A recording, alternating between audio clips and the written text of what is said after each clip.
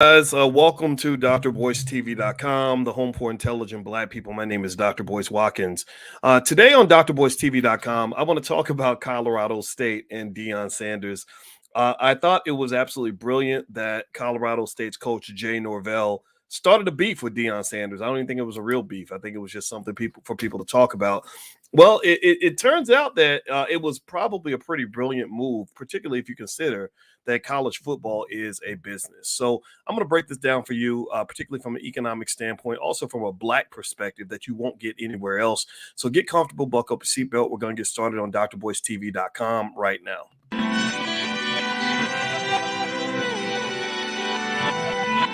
Here we are, clan the isms, cataclysm, great. Our people out here struggling, trying to make it in this state. Everybody out here doing it, but we the ones who late. Now family, we the ones who gotta delegate. Get that money in the power, never be fake. Stick to cosign for 3. What did he say? Create jobs, support our own. Educate the same and buy back your home. Got 3 degrees, triple 10. 3 PhDs, now we on the CNN. DBTV, let's talk about negligence. Ignorance is bliss, but we can turn it to intelligence. Believe none of what you hear, half of what you see. Let's break it down here on Dr. Boyce TV. Here we are. The home for intelligent black people. My name is Dr. Boyce Watkins. What's going on, everybody?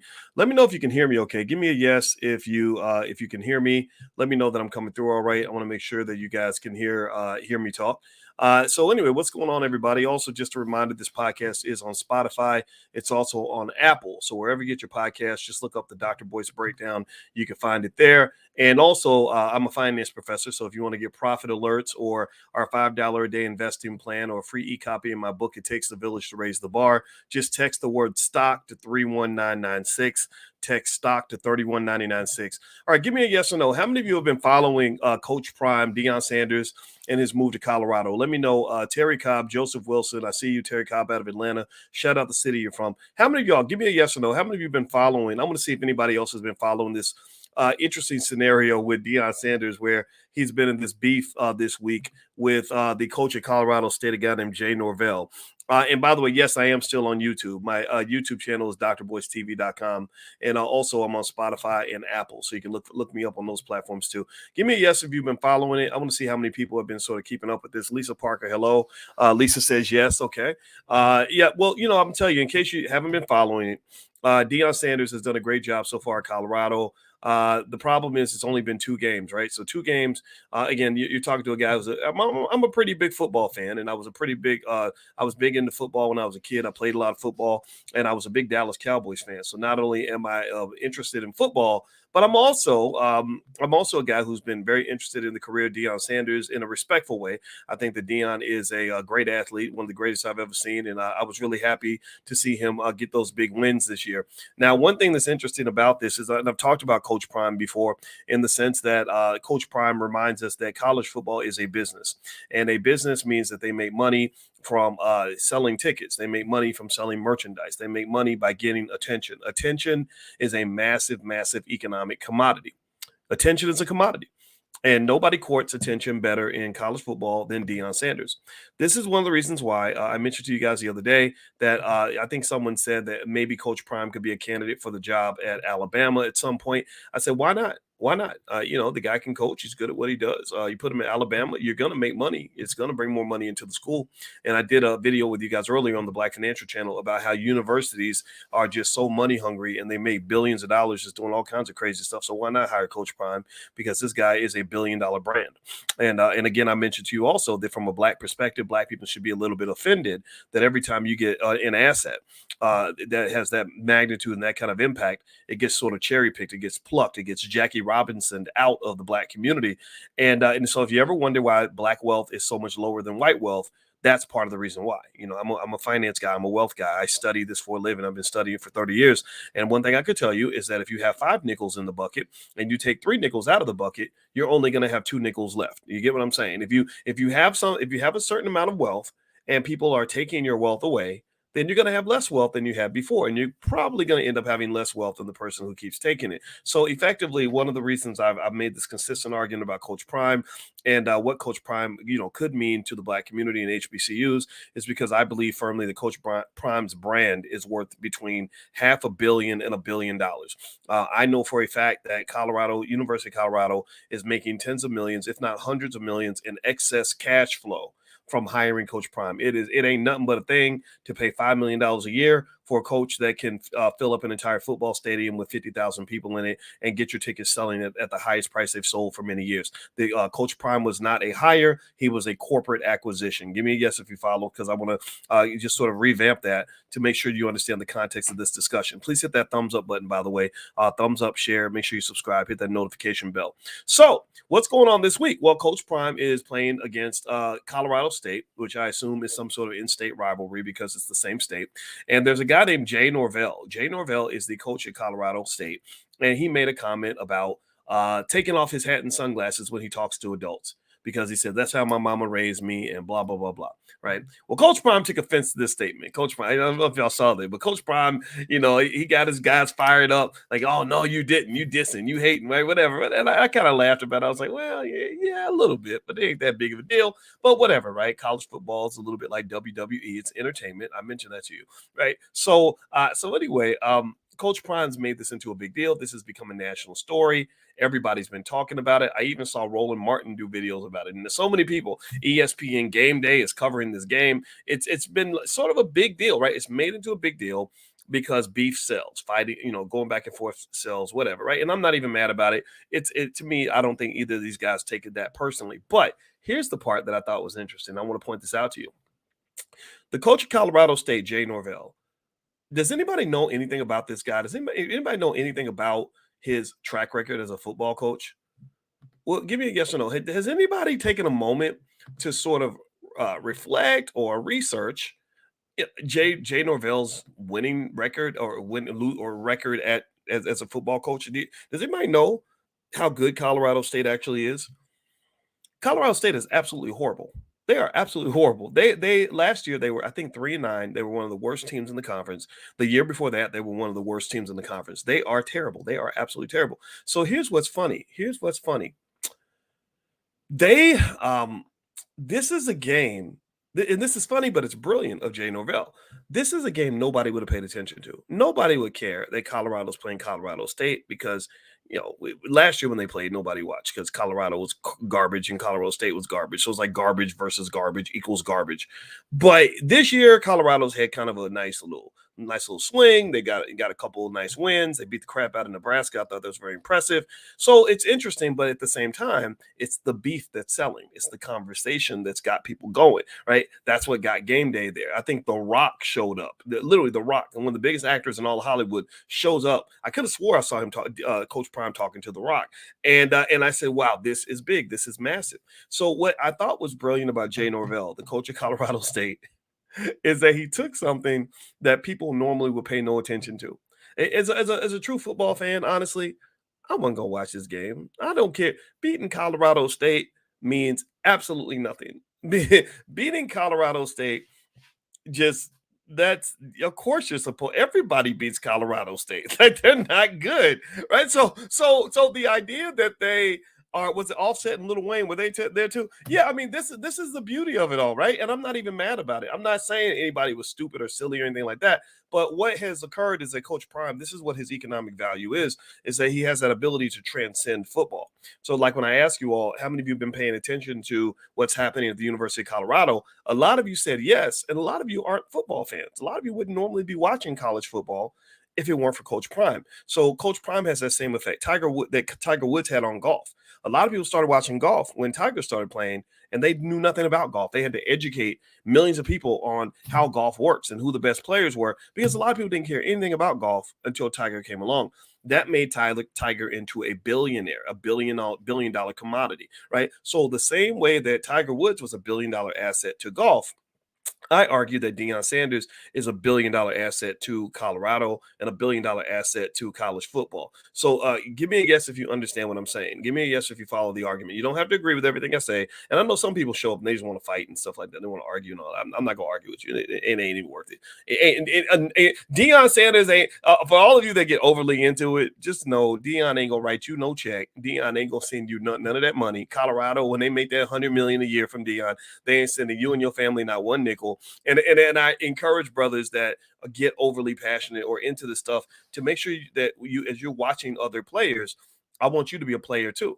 You know, he's playing the game of football, you're playing the game of life, and you will never see me be more interested in what another man does than I am in what I'm doing. You understand what I'm saying? You know, because I see this. I see guys that will literally analyze and break down the offense of the Buffalo Bills and the defense of the New York Giants as if they are on the damn payroll. Literally, y'all ever seen that? Y'all ever seen brothers like sit around and really argue all day long, like spend time that they could have spent building the business, spend time they could have spent reading books, because spend time they could have spent with their kids, and they spend a lot of that time literally talking about these NFL teams like they really, really like are a team owner. Like the Cowboys gonna beat the Giants. The Cowboys can take the Eagles. No, right? And I'm not making fun of it. I promise you, I'm not making fun of it, because I've done that too. I've been a sports enthusiast for a long time. But one thing I learned a long time ago is that Jerry Jones, when the Cowboys win, if they finally ever win a Super Bowl, Jerry Jones ain't never gonna write me no checks. Jerry Jones ain't never gonna put me on the payroll. Jerry Jones will never ever pay my mortgage. Jerry Jones don't give a damn about me. In fact, he has a history of racism. And when we got all mad and scared and upset, well, how dare you, blah, blah, blah, he said, whatever, man, kiss my butt. I'm an owner. I'm the owner. You act like I'm an employee. You act like, well, you know, when the black man did it, they did this. But when Jerry Jones did it, Jerry Jones is like, obviously, you don't understand the difference between being the boss and being the employee. See, you're going into boss space using employee language. Right? You can't talk to a boss the way you talk to a worker. Jerry Jones ain't no employee. Jerry Jones owns the damn team. He's not going to fire himself. E40 told y'all that a long time ago in music. I hope some of y'all rappers listen. Some of the rappers need to listen. They don't listen to old E40, but E40 said a long time ago, he said, I'll always have a record deal because I'll always sign myself. I'll never not sign E40 to a record deal because I know I'm going to always invest in E40. Right. So this is my point with this. All right. So let's go back. Do me a favor. Please hit the thumbs up button, thumbs up, share, subscribe. My name is Dr. Boyce Watkins, and my new book is called The 10 Commandments of Black Economic Power. It is a blueprint for any family that wants to build a legacy of wealth that lasts for the next 200 years. My PhD is in finance. I put my foot in this book. The reviews are very good. It's an Amazon bestseller. Read the reviews before you buy a copy. But if you like what you see, you can get it on Amazon, or you can also go to drboycebooks.com. If you want an autographed copy, just search for the word autograph on my page, or you can go to boycewatkins.com. Just search for the word autograph. I will sign it, and my kids will ship it to you. We run our business as a family business. My children, they literally come in every couple of days and they ship out all the books and everything. So they will ship it to you. Also, we have financial flashcards for kids. They cover everything from real estate to credit to investing. And so if you want to get your kids on that wealth train to understand how things like this work, if you want your kids to be a boss, then feel free to go to financialflashcards.com. That's financialflashcards.com, or my website, boycewatkins.com, has a lot of information there. So today we were talking about a chairman of the poor says, who signed me? I signed me. E40. Is that what he said? Yeah. E40. I like E40. That's my man right there. I don't know. I never met him, but I know my friend Willie D from the Ghetto Boys. Willie was in my wedding, and Willie, we played E40's music at our wedding. He said, I could have called him. I could have got him on the phone. I didn't think about that. But I've never met E40, but I admire and respect anybody that talks about legacy and ownership and power. And I really want everybody to understand that. That's why we have these conversations. So please hit that thumbs up button, thumbs up, share, subscribe if you have not done that yet. Hit the notification bell. Also a reminder, this podcast is on Spotify. It's also on Apple. So if you go to Apple or Spotify, look up the Dr. Boyce Breakdown, you can find it there. And also just a reminder, the All Black National Convention is around the corner. We're going to meet in Atlanta on October 20th through the 22nd. If you are into peace, power, prosperity, and productivity of the Black community, then this is the place for you. If you believe in Black love, Black wealth, Black family, Black education, this is the place for you. So feel free to go to allblacknationalconvention.com, allblacknationalconvention.com. Okay, so let's pop back out and talk about this thing with Deion. All right, so by the way, as of the time of this recording, I'm tripping here because it looks like the game is tied. It's 14-14. So Colorado State's hanging in there. They had the lead for a minute. Looking at the live update, they've got the ball. It's 3rd and 15 at the Colorado State 38. So unless they can get 15 yards on the next play, they'll end up punting. So maybe this isn't the blowout that people expected it to be. And so this really speaks to, if you want to talk about it just from a football standpoint, this speaks to perhaps the possibility that that the Buffaloes, if Deion Sanders' team may not be as great as everyone hopes that they are. They've only played. Remember, they only played 2 games, right? And they're 2-0, which is beautiful though, because I think last year they only won 1 game. So literally in 2 games, he won more games than the team had won the entire last season. I think that's phenomenal. And one of the things I also did in an analysis of drboystv.com was I was breaking down for you the amount of money that the Colorado Buffaloes were making on the acquisition of Deion Sanders. And I say acquisition because I'm not talking about a hire. You hire a coach to win football games. Deion wasn't hired as just a coach. Deion was hired as a corporate brand. So a corporate brand means that he's got a name, image, and likeness that is worth just an insane amount of money. He instantly made Colorado the coolest place on earth to play football. Last year, nobody wanted to play Colorado. Colorado was a laughing stock. He took them from being a laughing stock to being the coolest school in the country. So what's going to happen is Deion Sanders, he was always in football. He was always a game changer. He was always a playmaker. Well, he's now going to be a playmaker and a game changer in just how the business of college football is run. You have the old regime, the Nick Sabans at Alabama, who appear to be on the way down. Nick Saban can't win anymore the way he used to. And one of the things he's complained about is that athletes are now getting an opportunity to sell their name, image, and likeness and make money from it. I've been advocating for this for many years. If you go back to 1995, I was writing articles in the 90s explaining why college athletes should be paid. And I explained it very clearly, not just from an economic standpoint, but also how this was an extraction of wealth from the Black community, because your athletes are your $1 billion, $1 trillion asset. And also how it was so educationally unfair to these athletes. I taught at University of Kentucky, Syracuse University, Indiana University, the Ohio State University. And I remember being deeply saddened and offended by how the players could not study because they were so busy with football and basketball practice. I said, how in the hell can you make it to my class? I got into a big argument when I was at Syracuse with the football coach because I said, you had this kid miss my class for 2 weeks in a row. And I think he was a Black man, so I felt kind of weird arguing with a Black man, but it was a white kid. He was playing quarterback. And every week I'd get this email from the coach saying he can't make class this week because we got to travel across the country to play Utah. He can't make class this week because we got to go to the West Coast. I said, is he here to play football? Is he here to learn? I said, you don't understand. My class ain't easy. My class is not easy. You come in my class and you miss 2 weeks of class, you might as well go ahead and put a death certificate on your report card because you're not going to pass when you miss that much class. And I said, y'all ought to be ashamed of yourselves. These kids come to school, they want to play a sport, and you don't pay them. You don't give their family any of that money. All those millions you're making by having them on the road, you're keeping all that money just so you can build these buildings. The Wall Street Journal did a report on this. The universities build all these elaborate buildings, and they gentrify Black neighborhoods with this money. They literally, most of these universities are surrounded by Black communities. They buy Black households and Black neighborhoods with this money. And you're doing all this on the backs of these athletes, and they can't even study. They can't. The least you can do is give them time to go to class. And so so rather than debate with me, the guy debated with me for a minute, but then he just took the kid out of my class and put him in some bullshit class. And that's another thing that they do. They'll put him in the easiest classes possible so they can stay on the field. And I think that is sick. It's terrible. It's unethical, and it's horrible. At the very least, if you're going to take away their educational opportunity, go ahead and give them some of that bread. Let them at least make money from their name, image, and likeness. Because it's one thing when it's one thing if the NCAA says, look, we're not going to pay you. And universities say, look, we're not going to pay you anything. It's another thing when somebody says, not only am I not going to pay you, I'm not going to let anybody pay you. If I catch anybody else paying you a nickel, then I'm coming for that ass. Your eligibility will be gone. If I find out somebody gives you a bag of Skittles and it's not authorized by me, I'm gonna destroy everything that you have. Do you understand how many kids' lives got ruined that way? Do you understand how many athletes that had promising futures lost everything because somebody got them a bag of groceries because they were hungry? Like, this was real. That's the worst type of pimping I have ever seen in my life. I said, y'all a bunch of damn pimps. This is crazy to me. This is worse than the street pimp treats a pack of hoes. Like, are you curious? Are you serious right now? And I used to write about this. And of course, I didn't use pimps and hoes necessarily. Maybe I did use that analogy a couple of times because that's what it, I mean, you got to call it for what it is. But really, also, just from an economic standpoint, I talked about the billions of dollars being extracted from the black community, from black families, because you're going into the black community, taking the most valuable assets that we have, and you're using them for your own economic gain, and then you're just giving them a free seat at a university. I have nothing against the college degrees. I have nothing against going to college. I think college is it's infinitely valuable. I taught on many university campuses for many years, but I'm sorry. Um, if I got a choice between a bachelor's degree and a $5 million contract, oh, I'm taking the 5 million because I can then pay my own tuition at that point. You give me the 5 million, and then you keep your little degree, and I can get one later if I want to after I got my $5 million.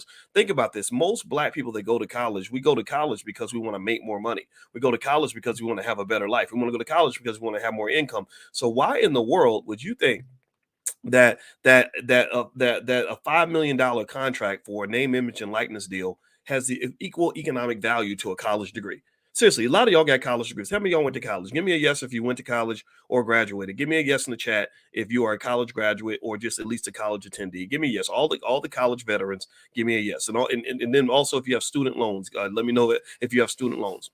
So I want you to ask if you could go back in time and trade your bachelor's degree to have a situation where you have zero debt and $5 million in the bank, would you do that? Yes or no? Would you trade your college degree right now if I said if you turn in your degree and then you'll have no loans and you'll have 5 million in the bank? How many of y'all would take that deal? Would that be a fair deal, or would you say no?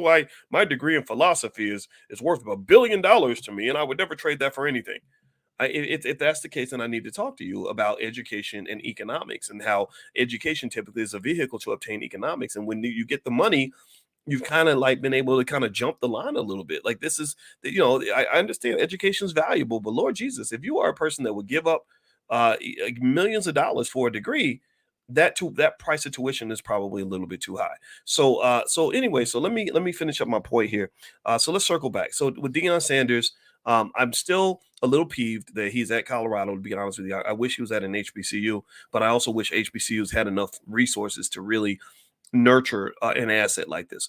Deion Sanders was acquired. It was a corporate buyout. They were able to buy him out mainly because HBCUs did not have the resources to really get the most out of an asset like that. That's the reality. It's the same reason Essence Magazine got bought. The reason Essence Magazine got bought is because Time Warner came along and said, "Oh, we could do so much better with this asset than you can.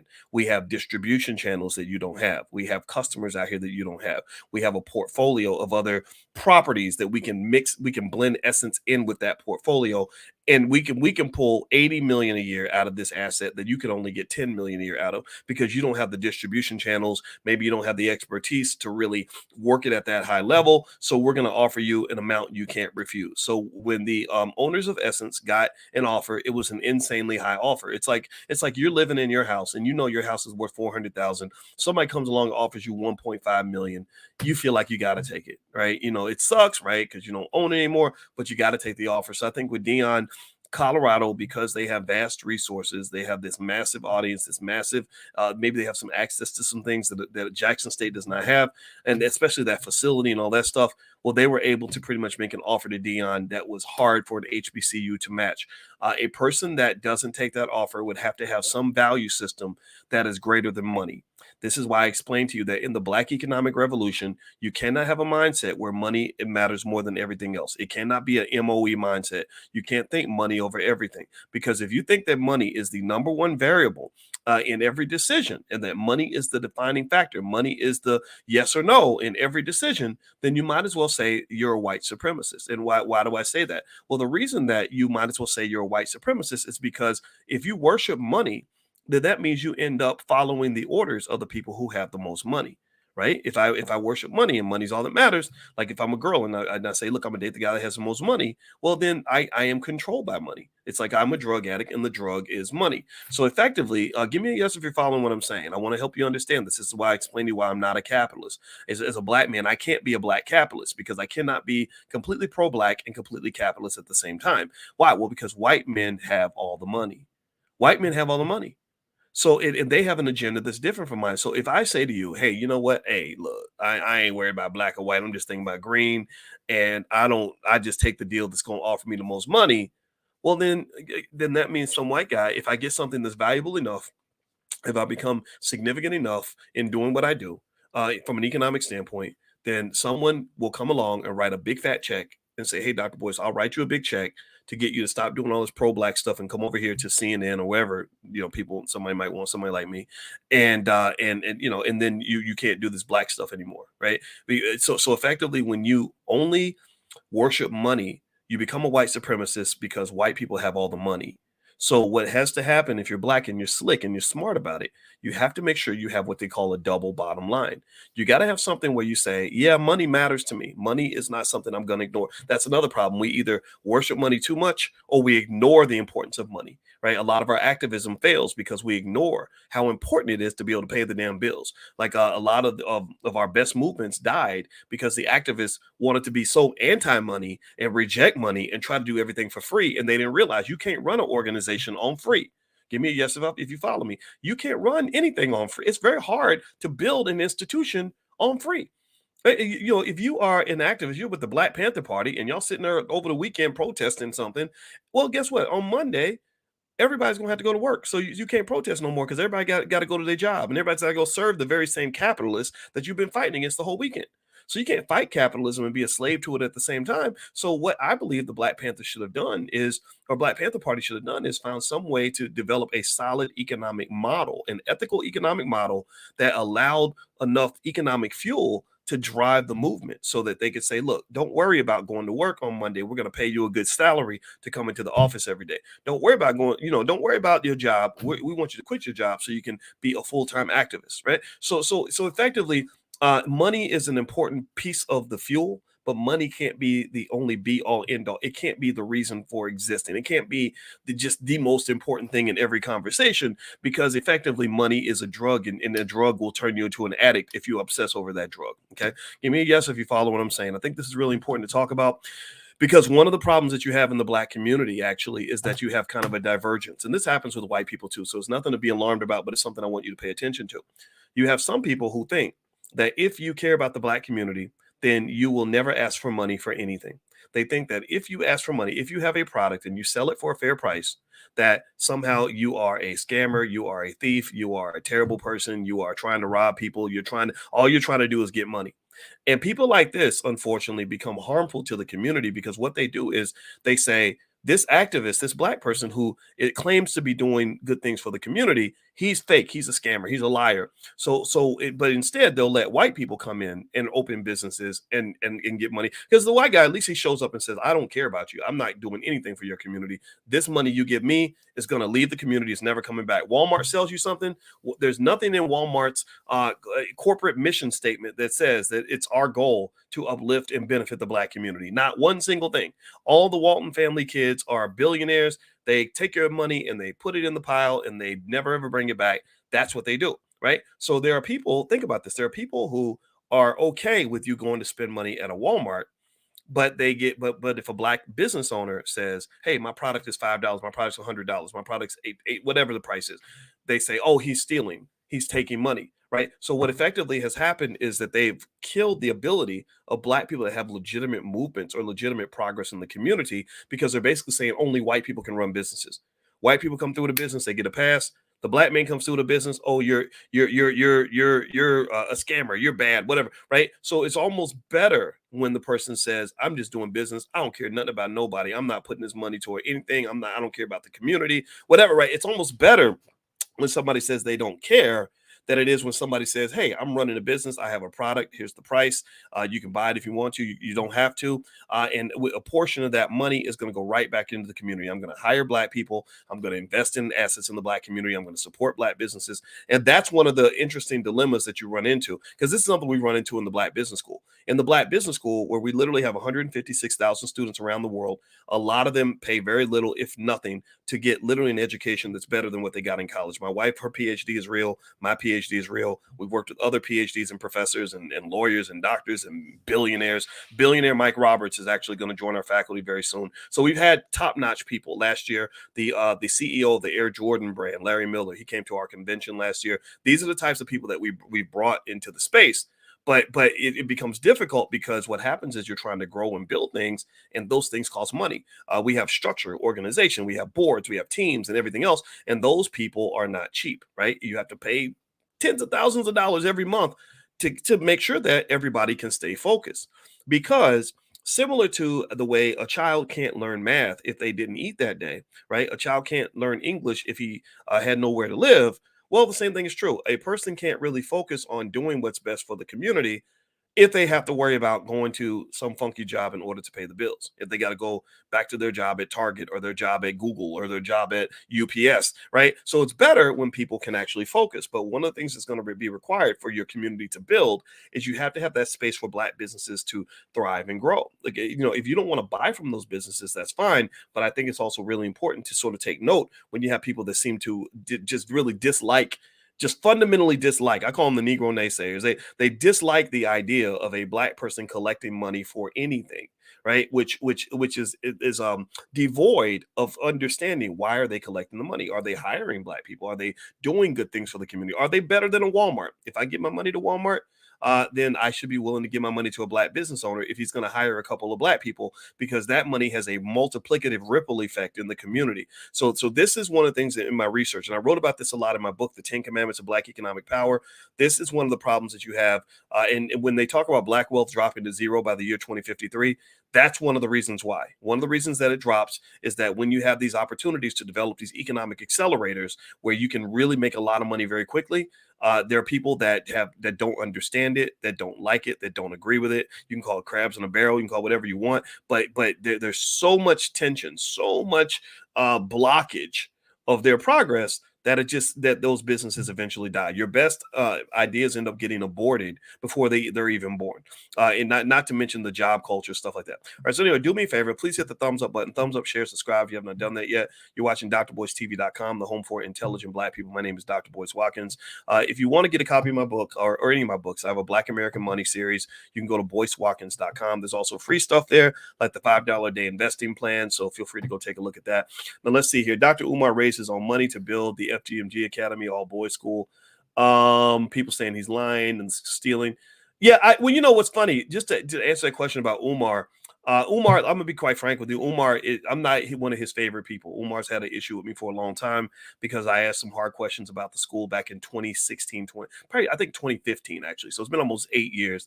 I'm over it, but I guess he's not, because to this day I think he still has an issue, and it's fine. I don't have any problem. I had given like maybe $25 to the school, and I've mentioned repeatedly that I think he's one of the best speakers I've ever seen. I've always said that I'll stay that till the day I die. I think that the problem with Umar's school, to be honest with you, was that people expected a school to be built, and there was no school. Like there's still nothing that really says the school's there. But one of the things I also kind of had to mention to people is that all your problems in your community are not going to be solved by one or two schools. One school, if I was to look up, let's let's do a quick Google search here. Let me see. Do me a favor, please hit the thumbs up button, share, subscribe. Let's see how many schools are in the state of Illinois. Let's look at one state.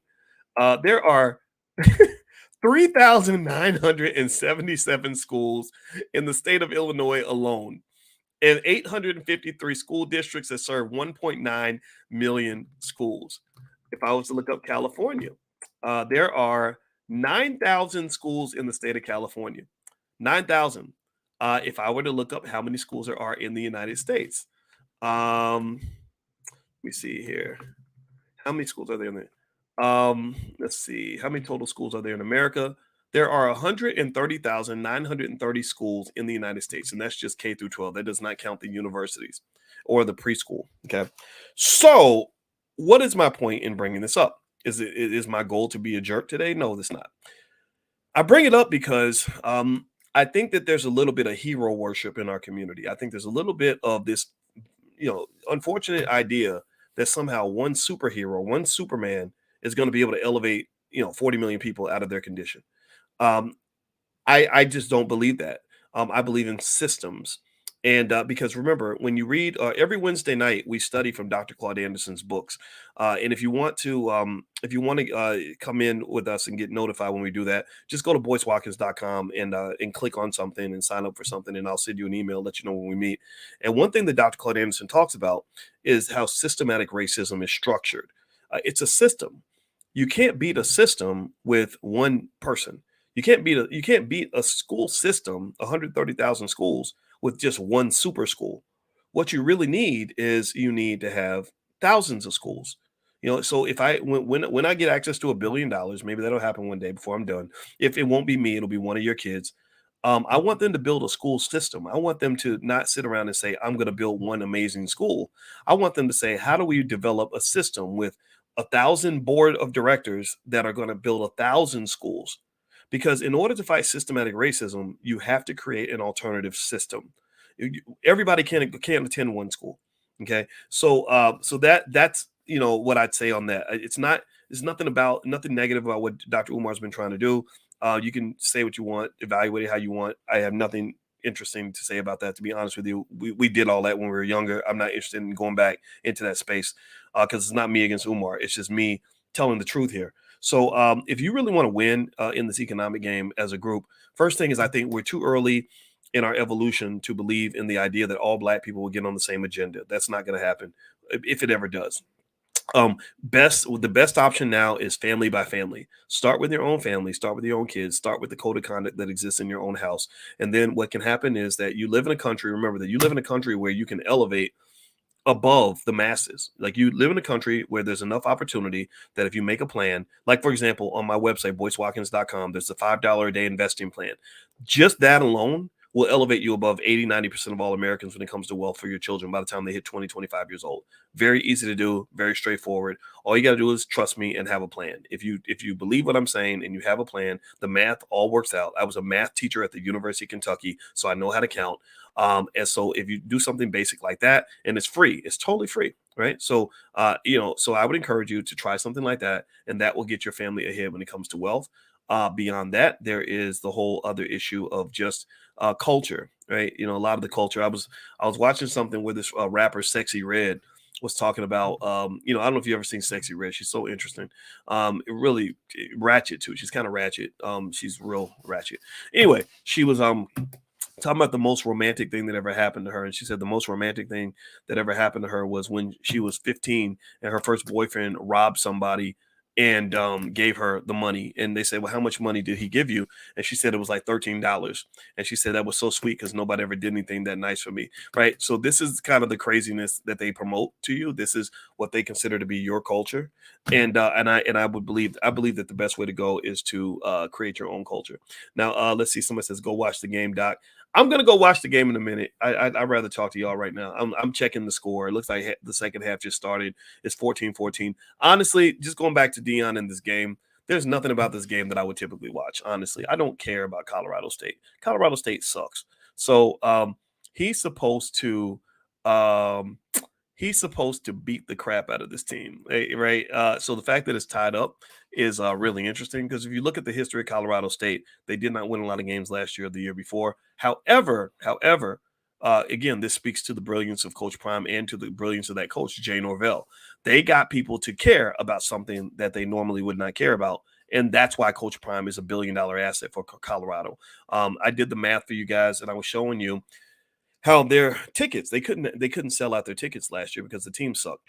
Now they're selling out, and the cheapest ticket I saw was $315 for their home games. So even if you assume that that people are buying the cheapest tickets and getting the best seats with the cheapest tickets, which we know is not true, you're talking about like $16 million per game, and that's just for ticket sales. And does not include TV rights deals, does not include merchandise, doesn't include all the other extras that might come along with that. So it wouldn't surprise me if at the end of the year they say, Coach Prime being here brings in an extra $80 to $100 million a year, and we only have to pay him $5 million. That's how you do business. They call that buy low, sell high. So they bought him for $5 million a year. They're making 80. That's a good business deal. Eventually, some other school's going to come along and make him an offer that's going to be pretty massive, and I believe Deion's going to extract his value. The biggest loser in all this, in my opinion, is not going to be Deion. It's not going to be the schools. It's going to be the black community.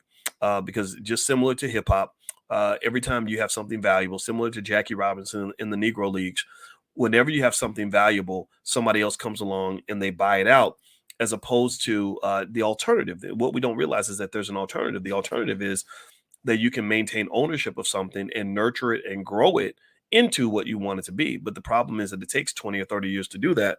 And so in a community where bank financing is so limited and you can't scale up as quickly as you want, a lot of people don't want to wait that long. It's not sexy to wait 20, 30 years to grow something. Like think about the NFL. The NFL, you could have bought out the entire NFL, every single team in the NFL in the 1930s or 40s for probably less than $1 million.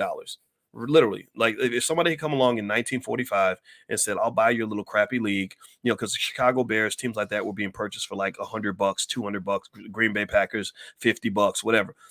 Somebody could have bought the entire NFL, I bet you, for about $1 million, like literally owned the whole damn thing, right? And somebody would have said, "We got to take this offer. This is the best offer we're going to get for this team because this league," right? But instead, somebody chose to maintain ownership. Somebody chose to grow the flower as opposed to sell the flower. And so because they did that, now if you look up the economic value of NFL teams, like if I do a quick Google search, hit the thumbs up button while I do this. Let me see here. Value of NFL teams. Let's look at a list of the value of the NFL teams. Now remember, you were buying the Chicago Bears for $100, I think. The Green Bay Packers for like $50. The New York Giants for $100, that kind of thing. The economic value of the NFL teams: Dallas Cowboys, 9.2 billion. Let's see crap, I lost my page. Let's see, the New York Giants are worth 7 billion. The LA Rams are worth 6.94 billion. The New England Patriots are worth 6.7 billion.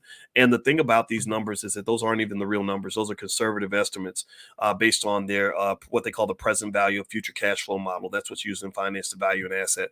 Actually, you don't know the value of that team until they actually sell it. A lot of rich people won't talk about this much, but it's true. They laugh when the Forbes list comes out and people try to estimate what they're worth. That list doesn't mean a lot to some wealthy people, because there was one billionaire who said, "How the hell do you know what I'm worth? I don't sell anything. I acquire things and I hold them. I hold those assets so that the value can grow over time. I don't sell anything. So you could tell me that it's worth 10 million, but you don't know because I've never actually sold it." The price of an asset is most definitively determined by the transaction price. Like, so when they say the real estate market crashed, that means they've looked at all the transactions of real estate and they looked at the price that people are transacting these things at. Or when the stock price drops, it's not because people just guessed that the price dropped. It's because somebody made trades. They actually made sales and the price was lower. Right. So a lot of times you don't even know what these things are worth. So when I tell you that the Dallas Cowboys are worth $9 billion, they could be worth 12 billion. I bet you right now that if Jerry Jones said the Cowboys are for sale for $10.2 billion, he would have several bidders very, very quickly. He could sell that team for 10.2 billion. I think Jerry Jones bought them, I want to say, for like $100 million or something like that. Literally, he's had a 1,000% return. I hope I did the math right. Or maybe it's not 1,000%. Let me see. So 100x. How about that? 100x his money by making the acquisition that he made and sitting on that asset. He's not gonna sell it. He's gonna pass it to his children, who are gonna keep that asset. And then in another 50 years, the Cowboys will be worth $100 billion. And that's how wealth is grown. That's how families get rich. All right. So anyway, guys, do me a favor. Please hit the thumbs up button, thumbs up, share, subscribe. Travis says, let's see. Am I getting back on Call of Duty? It's funny. I actually have it loaded up on my screen. I decided one thing I never told you guys is or maybe I've mentioned it, but actually they say that the best way to keep your brain sharp, especially when you get in your 40s or beyond, is to learn new skills, because you're rewiring your brain. So one thing that I did was in order to get to know my wife's oldest son, with all the kids, I took time to get to know them, because I'm their bonus dad. So if you've ever been in a blended family, it takes time to connect with the kids. So I would pay attention to what they were interested in, and I would kind of get into that, right, just to have something to talk about. So with him, he was interested in video games. So I said, okay, the next challenge for me is to learn how to play video games again. I hadn't played for like 15 years, so I started playing Call of Duty, and I was having a lot of fun. And I stopped playing because they changed the game so much, and it got on my nerves, like having to learn learn a new system and all that. I was like, whatever, I'll do it later. But I've got it on my screen because I promised myself I was going to get started again. So now that you said that, I think I might hop back in and give it a try. But anyway, so that's a little tip. If you want to keep your brain sharp, especially anybody over the age of 40 or beyond, the one way to fight off things like Alzheimer's and all that is to test your brain and rewire your brain. So that means find something totally new that you've never done and learn how to do that, right? So for me, late this year, it's been flying airplanes. I'm close to getting my pilot's license. I've been flying. I can fly an airplane now. I can take off. I can land. I can do maneuvers. I can read the maps. I can do the radio calls, all that stuff. I can tell you how airplanes work and the whole breakdown of Bernoulli's law and why airplanes fly and lift, weight, thrust, drag, all the things that drive an airplane. And that's been fun, right? It's been a whole new adventure. So a great way to really get a spice out of life is find your new adventure. Find your new thing. Like you're not old yet. You're not dead yet. Find the new thing that you've always wanted to do and just dive in and do it. They say that if you spend 100 hours a year doing something new, you'll be better than 95% of the population at that thing. 100 hours, I believe, is like less than half an hour a day, right? Something like that, maybe 18, 20 minutes a day. So spend 20 minutes a day doing something completely different. And by the end of the year, you'll be better than 95% of the population. Anyway, do me a favor, hit the thumbs up button, thumbs up, share, subscribe. My name is Dr. Boyce Watkins. You're watching drboycetv.com, the home for intelligent Black people. If you want to start on your wealth building journey, there's a massive discount on one of our programs in the Black Business School called Black Money 101, an introduction to the power of money. It's a course that I teach, and it's something that I know you're going to love. And also in the Black Business School, everything comes with a 30-day, 100% money back guarantee. Our customer support team is really good. So if you're interested in taking a look, just go to blackmoney101.com. I guarantee it'll make a difference for you. Also, we have a new social media platform that we set up called Blaggenuf, Blaggenuf, Blaggenuf.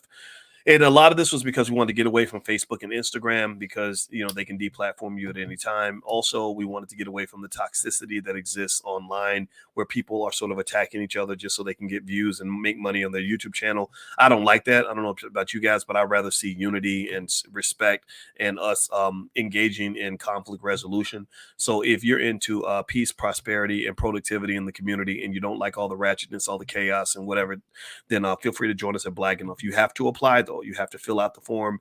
It's 3 questions, and we check the questions. And once you get in, though, you can invite your friends, but they have to answer those questions. And if the answers don't make sense, our team will not let the person in. And then also, once you get in, though, there are rules in terms of how you engage with each other. And so if you want to be a part of that, just go to blaggenuf.com, BLAGGENUF.com. And also, there's a little button you can hit to find other members that live near you, so you can reach out to those people if you want to connect with other like-minded B1 people. All right, guys. Well, I'm going to get on out of here. It looks like the Colorado game has started back up. In case you want to know, at this time, the Rams, Colorado State has the ball. They are it's 1st and 10 at their 16. Oh, at the Colorado 16. Okay, so I think that means they might be scoring a touchdown soon. So that'll be good. So I'm about to go in this other room and watch some of this game real quick with my wife. So God bless you guys, and thank you so much for hanging out with me. I appreciate you 100%. Don't forget, All Black National Convention, October 20th through the 22nd in Atlanta. I hope you guys will join us there. It's going to be amazing. It's like a big fat family reunion. So just go to allblacknationalconvention.com. You can get a discounted hotel room and all that good stuff. I'll see you guys later. Have a good day. Thank you for listening. I'll check back in with you a little bit later. Peace.